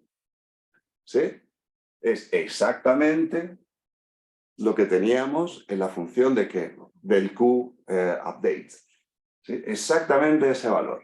Ese es el valor objetivo. Entonces, cogemos el dataset, estado inicial, acción, estado al que llegamos y reward. Y entonces lo que hacemos es con el estado inicial SI, calculamos el reward a partir de una determinada acción y luego calculamos el máximo del Q-value. ¿Y qué tenemos? Fundamentalmente tenemos la red nos predice un valor y este es el target value que queremos aprender. ¿Sí? ¿Se entiende? Y lo que queremos ir haciendo, ¿qué es? Queremos encontrar qué manera de minimizar. Esto es nuestro error. Esto de aquí es nuestro error. Y lo que queremos hacer es minimizarlo. ¿Qué haremos? Cambiar los parámetros de la red para ir minimizando ese error. ¿Sí? Entonces, fundamentalmente, ¿qué estamos haciendo? Estamos haciendo el Q-update rule, pero lo estamos haciendo de manera que lo hacemos a partir de las transiciones que tenemos guardadas y utilizando una red neuronal, ¿no? Fijaros que esto es exactamente lo que Manel enseñaba anteriormente como el temporal difference error. ¿De acuerdo? No estamos haciendo nada espectacular, es exactamente lo mismo. Lo que ocurre es que las predicciones nos las da la red neuronal. Entonces, para resumir, algo importante que comentaba David, ¿por qué este replay buffer? Pero una cosa, pues volver. Dices using some policy. Si la política inicial es, o sea, esa some policy es chunga, Sí, a lo mejor estás aprendiendo las rewards en una zona. te vas adelantando, sí. Ah, bueno. Sí, muy buena pregunta. O sea, idealmente lo que se suele hacer, empiezas con alguna policy, lo veremos ahora en el algoritmo final, y entonces lo que haces es, vas actualizando con tu política, con tu mejor policy, en el tiempo. Ahora llegaremos a la versión final. Entonces, ¿por qué utilizar un replay buffer? Pues esto es muy importante, porque nos ayuda a evitar el catastrophic forgetting. ¿Por qué? Porque si cogiéramos las experiencias una detrás de otra en una trayectoria, estarían correlacionadas. Entonces serían estados muy parecidos. Entonces nos estaríamos moviendo en un determinado espacio muy concreto y luego ¿qué haríamos? Al pasar a otra policy nos olvidaríamos, a otra trayectoria nos olvidaríamos. Entonces aquí es más sencillo. Lo que hacemos es decir, bueno, pues vamos a coger de un replay buffer que iremos refrescando periódicamente. Porque, ojo, lo que no queremos es utilizar siempre las mismas transiciones. Aquí la idea es, guardamos experiencias que hemos explorado y luego volvemos a explorar, y volvemos a explorar, y así sucesivamente. ¿De acuerdo? Entonces, el full Q-learning con replay buffer, el classic, ¿qué sería? Pues muy fácil, tendríamos alguna policy para explorar en el mundo, exploramos, guardamos en el dataset of transitions, que lo que estamos guardando son estas cositas, el estado inicial, la acción que hacemos a través de una policy, el estado final y el reward, las guardamos. Una vez las guardamos, ¿qué hacemos? Pues muy fácil. En el segundo paso cogemos un conjunto, algunas de esas transiciones, no todas, sampleamos y lo siguiente que hacemos, ¿qué es? Muy fácil, pues lo que vemos es qué es realmente, cuál es el valor que estamos nosotros prediciendo para el estado, qué estamos prediciendo que ocurrirá, cuál es su Q-value, y utilizar ¿qué? El target value a aprender. El target value a aprender, que es el que hemos visto, que es aprender la Q-update rule. ¿Sí? Entonces, sencillo. Como queremos minimizar estas nuestras loss function, lo que haremos es descenso del gradiente con un learning rate. ¿Sí? Esta es la idea. Como veis, el algoritmo es muy sencillito, ¿eh? Los algoritmos son... Descenso del gradiente perturbado, ¿no? Por un... Sí. Con el... Sí. Entonces, bueno, ¿cuál es el problema? El problema es, si os dais cuenta aquí, en esta parte, en esta ecuación, ¿qué está ocurriendo? Este es nuestro learning target, ¿no? Es a lo que queremos ajustarnos. Pero este learning target se está moviendo continuamente. ¿Por qué? Porque utilizamos la Q-Network para predecir Q-values. Y entonces, como la Q-Network aprendemos, estamos cambiando los parámetros de la red durante el aprendizaje, cambiamos los pesos de la red, eso cambia ¿qué? Los Q-values y los target values. Entonces, continuamente nos estamos moviendo. ¿Sí? Es el problema del moving target. Para hacer eso, se puede hacer algo muy sencillo, que es lo que hicieron los de DeepMind. Utilizar dos redes para estabilidad. Por un lado, una red de predicción para predecir los Q-values y por otro lado, una target network. ¿Y esa target network para qué nos sirve? Para poder fijar cuáles son los Q-values a los que queremos converger. Esa la vamos a dejar fija. Durante el aprendizaje, esta red no se mueve, no se actualizan los hiperparámetros y esta red sí. La red de predicción sí. Entonces, Perdón, eso ya es actor critic, ¿no? sí, exacto. Eso ya es actor. Sería una manera de hacer actor critic. Entonces, realmente la visión del algoritmo sin código sería la que podéis ver aquí. Primero, una fase de data collection, como decíamos con alguna policy, se acumulan las transiciones en un replay buffer y luego se hace, ¿qué estamos haciendo? Una regresión de la Q-function. Eso es lo que estamos haciendo con la red. Independientemente de toda la notación, estamos haciendo esto. ¿Sí? ¿Qué vamos haciendo? En nuestra red, periódicamente lo que vamos a hacer es que los valores actuales, después de haber estado aprendiendo con unos valores de referencia de la target network, después de haber estado aprendiendo, en algún punto decidiremos que los valores actuales de la red pasan a ser los target y continuaremos. ¿Se entiende? Entonces eso nos da estabilidad, porque sí que tenemos una red la que predice que se mueve, donde aprendemos, y otra red que nos sirve de valores de referencia. ¿Sí? Entonces, ese es el concepto fundamental. Entonces, fijaos, ¿qué hemos añadido con respecto al Q-Learning que explicábamos antes? Hemos añadido un elemento que son el replay buffer, que tiene ahí saltos de transiciones y podemos samplearlo de manera que no estén correlacionadas las transiciones y nos ayuda a evitar el catastrophic forgetting, y hemos añadido un mecanismo para añadir estabilidad. Y esto es nuevo, es porque al hacer el Deep Q-Learning estas características nuevas se han podido incorporar, ¿no? Bien, esto me lo salto, pero muy rápido, que veáis en el algoritmo, por si queréis verlo luego por vuestra cuenta. Fundamentalmente, aquí el algoritmo lo que hace es un supervised regression de la Q-function. Eso es lo que estamos haciendo. O sea, se recogen samples y luego se hace supervised regression. ¿Sí?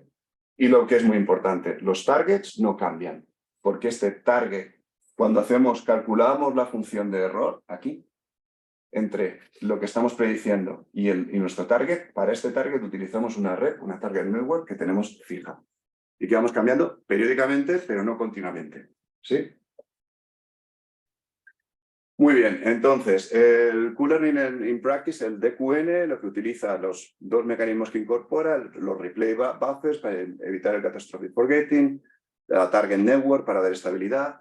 Hay múltiples variaciones y extensiones de DQN, muchísimas, y luego también hay Deep Q-Learning para Continuous Actions. Pero, como os comentaba antes, y ya avanzo, como el Q-Learning, el Deep QN no tenía buena convergencia para problemas con acciones continuas, aparece PPO. Y PPO es mucho mejor. Y otros actor critical algorithms que no podemos ver ahora. Estos son algunos papers para que vosotros vayáis leyendo, si queréis. Problemas del DQN. Es muy data efficient. ¿Qué quiere decir? Que, bueno, sampleamos rápido muchas transiciones, las guardamos y a partir de ahí pues podemos ir aprendiendo. Genial. Pero aún así, a pesar de que tengamos una target network, es muy inestable, que es un problema en general de todos los algoritmos de Deep Reinforcement Learning. Q-Learning falla el DQN en simple problems. Podéis probar vosotros mismos, por ejemplo, el carpool, intentar resolverlo con DQN y no esperéis un 100%. Entonces, DQN funciona muy bien en environments de tipo juego, como el Arcade Learning, como decía, con espacios de acciones discretos. pero no tiene buen rendimiento en benchmarks de control continuo, como los que propuso OpenAI, que es el OpenAI Gym. Hay varios environments de control continuo, ¿no? ¿Y eso qué es lo que motiva? Motivó a la gente de OpenAI a desarrollar el Proximal Policy Optimization, el PPO, que es el algoritmo estado del arte contra el que hay que, como os decía, compararse. De acuerdo. ¿Cuál es la intuición? Manel anteriormente ha avanzado un poquito, ¿no? Que hay una serie de algoritmos que no son value-based, sino que son policy-based. Entonces, estos algoritmos se llaman Policy Grading Algorithms. PPO es un Policy Grading Algorithm. Pues dejadme que os explique primero qué estáis viendo en esta imagen. En esta imagen, en esta parte de aquí, en la X, tenemos el tiempo. En la parte de la Y, de menos a más, tenemos reward. Y en la parte en la Z, tenemos la probabilidad. Entonces, lo que estáis viendo aquí es una representación de 3 trayectorias. ¿Sí? Tenéis que ver como que a lo largo del tiempo, una trayectoria, se realizan acciones y se va acumulando reward y va a parar. Este es el reward de esta trayectoria, reward de esta trayectoria, reward de esta trayectoria. ¿Sí? Entonces, esta es muy buena, esta es buena y esta pues no es buena. ¿Cuál es la idea de los Policy Grading Algorithms? Pues muy sencillo. Pues promocionar políticas que tengan un return, o sea, una acumulación de rewards por encima de la media y penalizar policies que tengan una acumulación de reward por debajo de la media. Esa es la idea, fundamentalmente. ¿Cómo lo haremos? Eso es lo que vamos a ver a continuación, pero PPO es un Policy Grading Algorithm y se basa en esta idea. Entonces, básicamente, los Policy Grading Algorithms lo que hacen es, por un lado, generar los samples, eso no es diferente, con una policy, estimar para una trayectoria cuál es el return, ¿de acuerdo? Los rewards acumulados, al final, por una trayectoria completa, R tau es de trayectoria, lo que nos dice es, sampleamos y calculamos el valor de esa trayectoria en términos de reward. Y finalmente, mejorar la policy. ¿Qué quiere decir mejorar la policy? Pues hacer descenso del gradiente. Calcular el gradiente de la policy, que ya veremos ahora cómo lo hacemos, ¿de acuerdo? Hablábamos antes que DRL nos introduce en el territorio de lo aproximado. Bien, los métodos de policy gradient, los algoritmos de policy gradient, se basan en computar un estimado del policy gradient y al final enchufarlo en un stochastic gradient descent algorithm o stochastic gradient descent, como veremos luego. Lo interesante es que policy gradient algorithms, en lugar de DQN, que hemos visto que DQN hacía un sampling grande de datos y luego la optimización, los policy gradient algorithms alternan entre sampling y optimización. Entonces, si no es caro el sampling, como por ejemplo en una simulación, va muy bien, porque podemos hacer más learning, hacer learning continuamente, ¿no? Entonces, ¿cuál es la intuición del policy gradient? ¿No? El policy gradient algoritmo. ¿Qué es un policy gradient? La idea es, el gradiente lo que intenta es incrementar la probabilidad de las trayectorias que estén por encima, que sean positivas, por encima, como os decía, del average return, y decrementar la probabilidad de las trayectorias que estén por debajo del accumulated reward, ¿no? Del return. Entonces, lo que se hace es cambiar las probabilidades, observar trayectorias y entonces cambiar las probabilidades de las acciones en las buenas trayectorias y bajar las probabilidades de las acciones en las malas trayectorias. Ese es el concepto. Ahora veremos cómo. Las buenas noticias es que decir, bueno, pero ¿cómo calculo el policy gradient, no? Entonces, sí, hay un policy gradient theorem que te da unas ecuaciones de cómo calcular el gradiente de una policy, pero en la práctica es algo que podemos hacer con cálculo, con partial derivatives. No hace falta. No hace falta, ¿por qué? Porque cuando estamos utilizando una Deep Neural Network, típicamente lo que hacemos es utilizar los cálculos automatizados del gradiente. Eso, ¿quién nos lo da? La Deep Learning Library. PyTorch, Keras, TensorFlow, computan el gradiente por nosotros. No lo tenemos que hacer. ¿Sí? Entonces, si nosotros no tenemos que computar el gradiente, ¿qué tenemos que codificar? ¿Sí? A nivel de código, lo que tenemos que definir es una loss function. Definimos la loss function y después dejamos que la Deep Learning Library resuelva las derivaciones para nosotros, ¿no? Entonces, de alguna manera, lo que tenemos, la loss function representa nuestra update signal, ¿no? Nos va a dar el error y a partir de aquí pues hacemos el descenso del gradiente y el aprendizaje, ¿sí? Esto es muy importante porque quiere decir que un algoritmo como PPO, a nivel de código, es muy sencillito. Lo único que tenemos que hacer es definir nuestra loss function y luego, una vez tenemos definida la loss function, pedirle a nuestra librería que optimice. Y entonces calcular el gradiente. O sea, como es actor critic, hay una loss function para el actor y una loss function para el... Totalmente. Totalmente. Vamos a verlo. En el Proximal Policy Optimization, que como decías, el state of the art, pues utilizado para muchas RL tasks. Es on policy, a diferencia de, ya lo ha comentado Manel, es decir, utiliza la misma policy para explorar y para aprender. Y es muy competitivo para tareas de control continuo. Es con lo que antes de entrar queremos que os quedéis, ¿no? Entonces, la clave en el PPO, como os decía antes, es, por un lado, un Policy Grading Algorithm lo que quiere es boost policies, promocionar policies que son buenas y penalizar policies que son malas. Pero en PPO la idea es que no queremos que el algoritmo, cuando haga el learning, se mueva muy lejos de la old policy. Esto es muy importante, que no haya grandes saltos cuando hagamos el learning y actualicemos los hiperparámetros de la red. Es decir, cuando se haga un update de la policy network, vamos a tener mucho cuidado de no pasarnos en la actualización. Entonces, como anticipaba David, ¿qué red neuronal utiliza el algoritmo de PPO? PPO utiliza dos redes neuronales, ¿de acuerdo? Utiliza una policy network. En esa policy network lo que se hace es predecir la probabilidad de seleccionar una acción, sencillamente, y luego una value function network para estimar el valor de la value function. La value function que comentaba Manel. Sí, ahora veremos el porqué. Pero es importante. Esas dos redes, además, están conectadas con parámetros. ¿Y el gradiente de la value function se calcula también así o como...? Sí, lo que pasa es que aquí hacemos supervised learning. Es diferente. Aquí se hace el computer gradiente como hemos explicado, ¿de acuerdo? El policy gradient se calcula... ¿Y no se utiliza para el control óptimo el gradiente de la función valor? Es que la función de valor te dará una predicción, como veremos, que se utilizará aquí para calcular el gradiente. Porque necesitaremos el valor. Pero aquí lo que se hace es supervised learning. Porque lo que ocurre es que en esta red, esto lo estamos anticipando, ahora lo veremos, pero en esta red lo que tenemos es predicciones del valor de los estados, pero como vamos a hacer sampling, vamos a estar haciendo sampling de trayectorias, vamos a tener los valores reales de reward de las trayectorias. Y vamos a poder ir afinando aquí la value function. Haremos descenso del gradiente, pero de otra manera. No es policy gradient aquí. ¿Me entiendes? Aquí sí.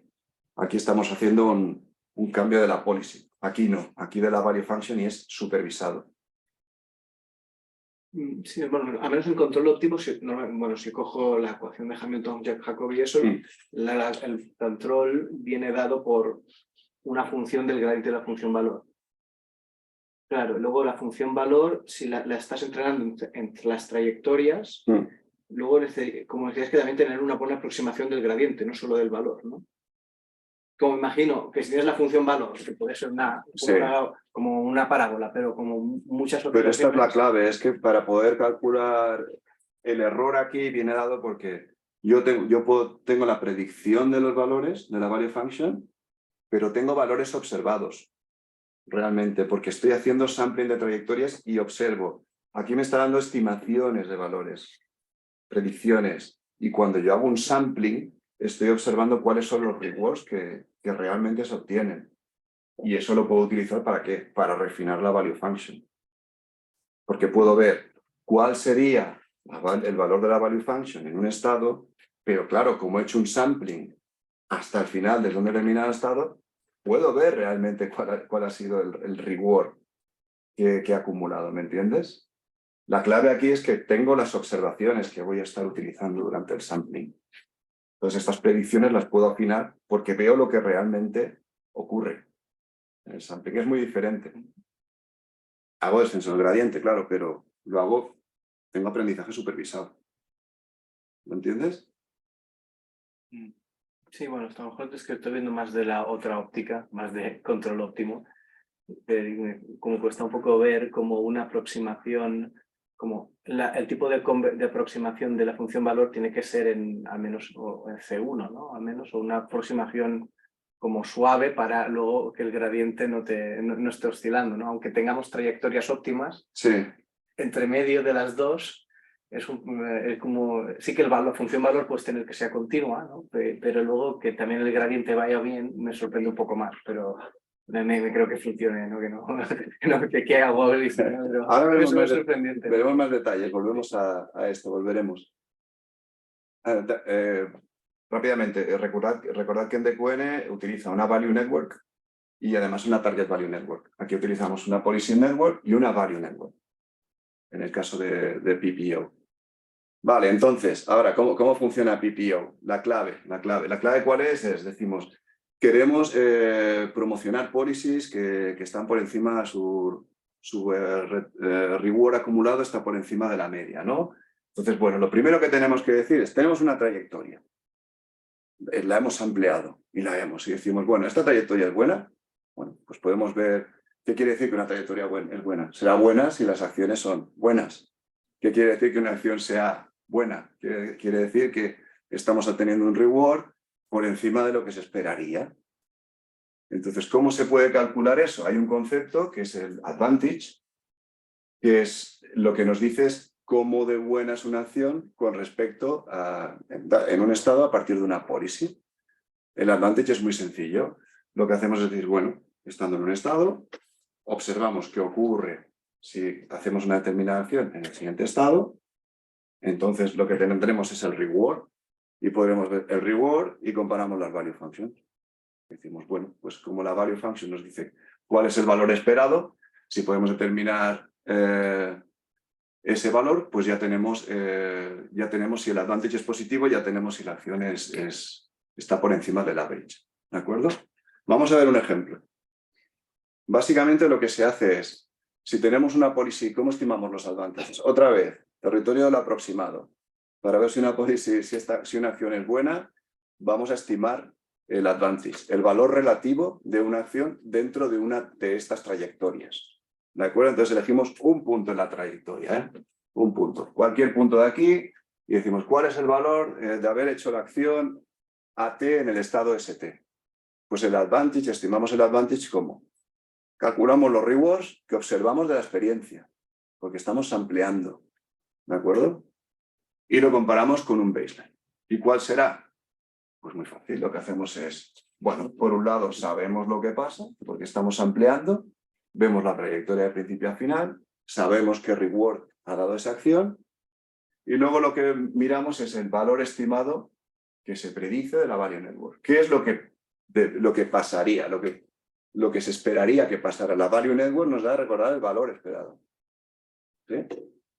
Entonces, la value network, a través del entorno, lo que nos proporciona es una estimación del return a partir del tiempo t hacia adelante. ¿Sí? Y esa es la diferencia que hacemos. Hacemos lo que estamos observando, el return esperado, completo, menos el valor esperado. ¿De acuerdo? El valor que se estima a partir de la value network. Recordad que este es el valor, esto es una estimación del valor esperado total de reward a partir de un estado que comentaba Manel. Y eso lo que nos da es la advantage. ¿Qué quiere decir? El policy gradient dependerá, la ecuación del policy gradient depende del advantage estimate. Si el advantage nos dice que es positivo, quiere decir que es mejor que el average return, que la acumulación de rewards media. ¿Y qué quiere decir? Que tenemos que incrementar la probabilidad de seleccionar la acción. Esa es la clave. Lo único que queremos ver es, si estamos en un determinado estado, ¿es bueno hacer una acción? Y estimamos, bueno, pues sí, dependiendo de si esa acción nos da un positive advantage. Si lo es, incrementamos la probabilidad. Si el policy gradient, al final, si la acción, el advantage es negativo, ¿Qué quiere decir? Que esa acción es peor que el average, que el resto de acciones que podríamos hacer. Cuando decimos peor que el average, peor que el resto de acciones que podríamos hacer en ese estado. ¿De acuerdo? Y en ese caso, ¿qué tenemos que hacer? Decrementar la probabilidad de la acción. ¿Sí? ¿Se entiende? Más o menos. De acuerdo. Entonces, ¿qué intenta hacer PPO? El PPO, como os comentaba, lo que intenta es no moverse muy lejos de la all policy cuando hace updates de la policy. ¿Sí? Entonces, ¿qué hace? Calcula. La idea es, cuando se haga un update en la red, calculamos el ratio entre las probabilidades de las policies con los nuevos hiperparámetros y con los viejos hiperparámetros. Y penalizará que nos vayamos lejos del 1. Entonces queremos hacer un update conservativo. ¿De acuerdo? Y para eso utiliza una loss function que es muy sencilla. Ya digo, independientemente de las ecuaciones, la idea ¿cuál es? Es decir, ¿cuál es el policy gradient objective? Y una clip version del policy gradient objective, que lo único que me dice es no quiero que este ratio me pase hago un clipping entre 1 menos epsilon y 1 más epsilon. Y el epsilon suele ser un 0,2. Y ya está. Entonces lo que miro es, realmente esta sería la función objetivo y loss function, pero me quedo con ¿qué? Me quedo con el mínimo. La final objective es pesimista. ¿De acuerdo? Esa es fundamentalmente la idea de PPO. No hacer updates que sean excesivos. ¿Y cómo se computa esta objective function? Sobre baches de trayectorias. Igual que en DQN se observaban trayectorias. Esto que has dicho del update, que no sea excesivo, dependerá del... O sea, al principio a lo mejor sí se permite, pero no hay una explotación, algún principio de ese estilo. Sí, pero al tener este factor aquí, lo que tenemos es que estamos haciendo un clipping, ¿no? Lo que no permitimos es que si hacer un update, si ves, RT nos da el ratio entre lo que sería la nueva policy y la vieja. Entonces, nunca nos va a permitir que fijemos un valor de cita de manera que nos pasemos, que estemos lejos, ¿no? El epsilon al principio a lo mejor es más grande y luego es más pequeño. Digo, para la historia... Lo puedes hacer, sí lo puedes hacer. Si cambias el epsilon, entonces este clipping te va cambiando, ¿no? Vale, entonces lo que hacemos es samplear sobre baches de trayectorias. Que quiere decir, igual que en DQN lo que hacíamos era un sampling de trayectorias, ¿no? Aquí igual. Entonces, la función que maximiza el training objective de un PPO, fundamentalmente lo que tiene es una función, una loss function multiobjetivo.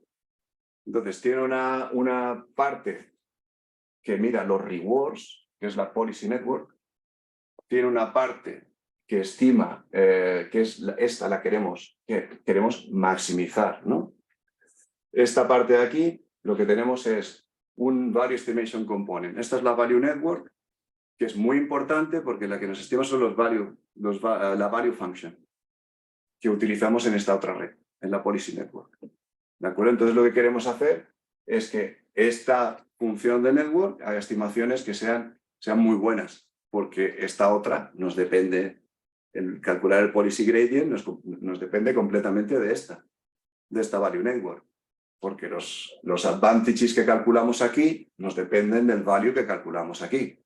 Si no lo hacemos bien en un lado, esto no lo haremos también bien. ¿Sí? Y finalmente tenemos un componente de entropía. Esto es la loss function de la red final, ¿eh? Tenemos un componente de entropía para asegurar suficiente exploración. ¿Y esto por qué se añade? Este componente lo que hace es empujar a la policy a comportarse de manera más random hasta que las otras partes de la Objective Function empiezan a dominar. Eso era lo que antes yo intentaba preguntar. Sí. Vale, que está claro. Esta es la idea y es un componente muy importante, sobre todo en las primeras fases del aprendizaje, ¿no? Entonces, cuando cada vez hacemos mejor los updates de las policies y tenemos una predicción mejor de la value function, pues entonces esto deja de dominar, ¿no? Pero una pregunta, ¿cómo casa eso con lo que dices de que la policies no se actualicen demasiado rápido o que cambien demasiado. ¿Cómo casas una cosa con la otra? Igual no es capaz de... Sí, porque lo que ocurre es que este factor lo añades y esto es un hiperparámetro.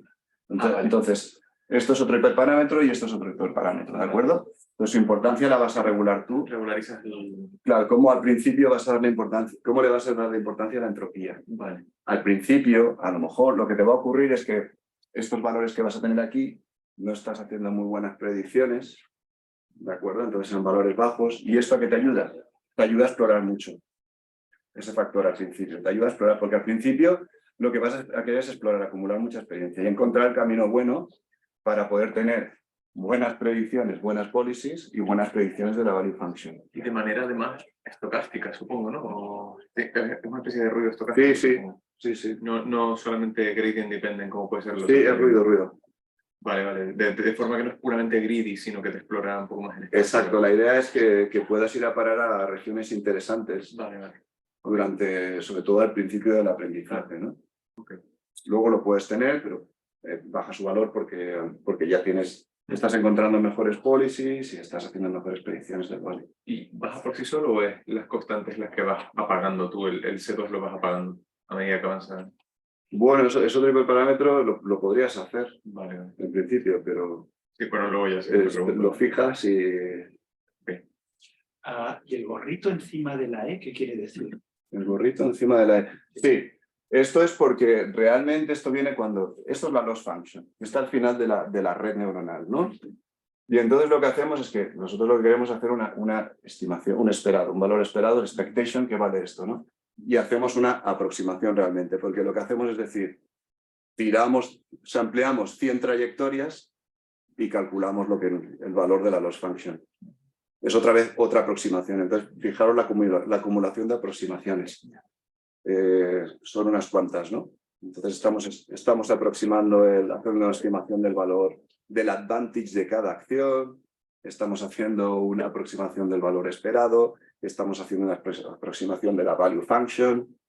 Entonces, todo son aproximaciones, ¿no? Y encima, por si no hubiera suficiente, pues ponemos ruido. ¿Por qué? Porque esto empíricamente va bien para explorar. Eso con que conecta con lo que comentábamos antes, y Manel ha comentado también, que esto es muy ingenieril y muy artesanal. Entonces, los problemas que había en Classic Reinforcement Learning, pues imaginaros aquí. Aquí ya pues tenemos un montón de parámetros. Tenemos todos los parámetros de la red. Tenemos que decidir cuánto sampling hacemos. Tenemos que ver estos hiperparámetros cómo se fijan. La epsilon para hacer el clipping de la función, ¿no? Entonces son muchísimas decisiones, ¿no? Que hacen muy complejo al final aplicar este tipo de algoritmos, ¿no? Bueno, finalmente, no sé si da tiempo a... No da tiempo. Vale, ya los hemos matado. Entonces, vale, básicamente el PPO algorithm, esto me lo voy a saltar. Dejamos las transparencias para que veáis a nivel de código qué es lo que hace. Ya os lo miraréis. Lo interesante es, yo lo que recomiendo, esta parte no la podemos ver, ¿no? Vemos. Sí, vemos los... Saltamos, ¿no? Sí. Vale, lo que recomendamos es, me voy a saltar todo esto. Aquí tenéis una parte de multi-agent que no hemos podido hacer, porque si no, creo que nos ibais a pegar y todo ya. Pero para aprender e implementar, unas cuantas recomendaciones que van muy bien, ¿no? Hay un curso excelente de Reinforcement Learning de David Silver, y luego, por orden, si os interesa el Deep Reinforcement Learning y para aprender, Peter Abel es de OpenAI y tiene 6 lecciones en YouTube sobre Deep Reinforcement Learning y son excelentes, buenísimas, ¿de acuerdo? Y muy actuales, muy actuales.